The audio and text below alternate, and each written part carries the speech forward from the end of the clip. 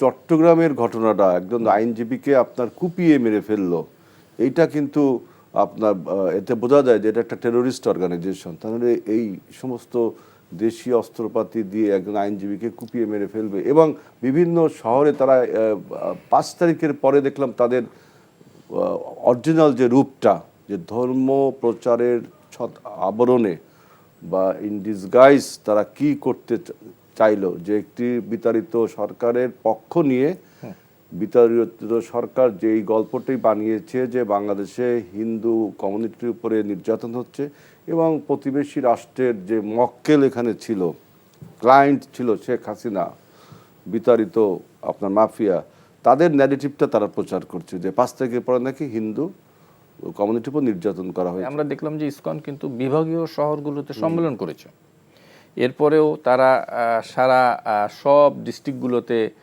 থেকে ঢাকায় একটা সমাবেশের মানে পরিকল্পনা করছিল।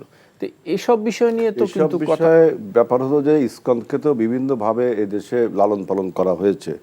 আপনারা যেটা বললেন যে ইসকন মানে সনাতন ধর্ম নয়, ইসকন কিন্তু মানে চট্টগ্রামে যে ঘটনা ঘটিয়েছে এখন তাকে টেরোরিস্ট অর্গানাইজেশন বলা ছাড়া আর কোনো বিকল্প কিছু নেই। ইসকন একটা টেরোরিস্ট অর্গানাইজেশন, ধর্মীয় মতবাদ তারা প্রচার করছে এমন কোনো তথ্যপত্র আপনারা দুজনই বললেন যে নেই। অর্থাৎ এই ইসকনকে গত 17 বছর বা তার আগেও এই আপনার বিভিন্নভাবে সবাই আপনার লালন পালন করেছে যে ধর্মীয় মতবাদ যেহেতু তারা প্রচার করে, আর বাংলাদেশ হলো ধর্মীয় সম্প্রীতির একটা দেশ।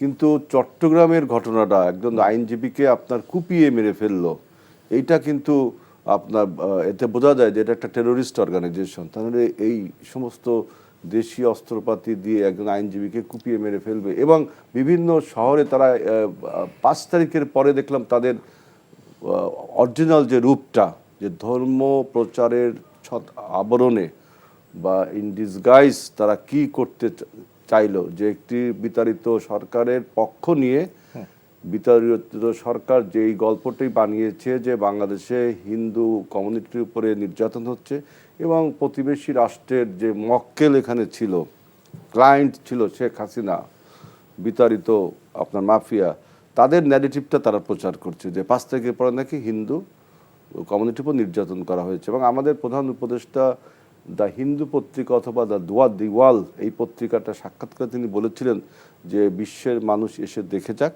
বাংলাদেশে হিন্দুদের উপর কোনো নির্যাতন, বরঞ্চ সবাই গলাগলি দিয়ে একসাথে আমরা চলাফেরা করি। কিন্তু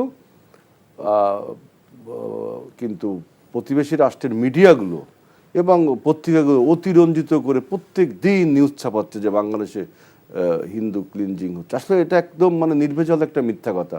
সুতরাং আমি বলছি যে এর এর এর এর পক্ষে আমাদের দেশে যে আপনার হিন্দুদের উপর নির্যাতন হচ্ছে না, এর পক্ষে সরকারেরও একটা প্রচার বিশ্বব্যাপী প্রয়োজন রয়েছে। তা নাহলে কিন্তু ভারত আপার হ্যান্ডে যে এবং এই পরাজিত শক্তি মাফিয়ারা এরা আপার হ্যান্ডে যে বিভিন্ন অপপ্রচার করে ট্রাম্পকেও পর্যন্ত আপনার টুইট করতে বাধ্য করেছে। সুতরাং সেখানে আপনি এই গ্লোবাল ভিলেজে বসবাস করে এই ভার্চুয়াল জগতে আপনি বসে শুধুমাত্র ঢাকায় বসে বসে বলবেন যে ইসকন একটা টেরোরিস্ট অর্গানাইজেশন, ইসকন দেশদ্রোহী কাজ করছে, তাহলে কিন্তু এটা আপনি ঠেকাতে পারবেন না, এই বিষাক্ত ক্রিয়া থেকে আপনি মুক্ত হতে পারবেন না। এই জন্য আপনাকে বিশ্বব্যাপী প্রচার করতে হবে, এটা আপনাকে একটা ন্যারেটিভ দাঁড় করাতে হবে সত্য যে ঘটনাটা, এবং যারা এই অপপ্রচারগুলো করছে বাংলাদেশে বসে তাদেরকে গ্রেফতার করতে হবে। এবং ইসকনের যে নেতাকে গ্রেফতার করা হয়েছে এটা মনে করেন তাকে গ্রেফতারের সময় কিছু বিক্ষোভ হয়েছে, এটা হইতেই পারে একটা সংগঠনের, সেটা টেরোরিস্ট সংগঠন তো আপনি এখন বলছেন, এতদিন তো বলেননি আপনি। সুতরাং এই 3 মাসে সরকার এই ইসকনের বিষয়টা কেন অ্যাড্রেস করেনি এটা সরকারই ভালো বলতে পারে, কিন্তু আপনার এটা যে একটা টেরোরিস্ট অর্গানাইজেশন এইটাকে আপনাকে বিশ্বের বুকে প্রমাণ করতে হবে। ব্যান্ড আছে কিন্তু আপনাকে বাংলাদেশে যে কি কি কাজ করছে এটাও কিন্তু আপনাকে বলতে হবে। আপনি তাকে ধরলেন এই যে চিন্ময় দাশগুপ্তকে দেশদ্রোহিতার দায়িত্ব ধরছেন, গুপ্তচর বৃত্তির দায় ধরছেন, যতটুকু প্রকাশ করা দরকার যে তিনি কেন গ্রেফতার হলেন তাকে কেন গ্রেফতার করে, এগুলো তো আসলে জনসম্মুখে বলাও দরকার। না, এবং সেটি- সবচেয়ে বড় জিনিস হলো এটার থেকে ডিফেন্স সবচেয়ে বড় জিনিস এখন, যে আপনাকে রক্ষা করতে হবে, যে বিপ্লব আপনি অর্জন করেছেন সেই বিপ্লবকে রক্ষা না, করার সেই বিপ্লবের জন্য এখন ঐক্যের দরকার। হ্যাঁ, সমস্ত রাজনৈতিক দলগুলো যারা বিপ্লবে অংশগ্রহণ করেছিল তাদের সাথে আপনার, যেমন আজকে মনে হয় বিএনপির সাথে কথা বিএনপির সন্ধ্যা কথা 6টায় বলছে, অন্য অন্য ডেকেছেন। সংগঠনের সাথে কথা বলবে, এই যে সংলাপগুলো, আমরা আলোচনা করব নিশ্চয়ই এই বিষয় নিয়ে। সংলাপগুলো যদি চালিয়ে যেতে হবে। কিন্তু যদি সরকারের ভিতর থেকে আপনি এমন কোনো কথা বলেন যে আমাদের মধ্যে আবার ঐক্য ঘাটতি হয়, গর্ত ভেঙে যায়,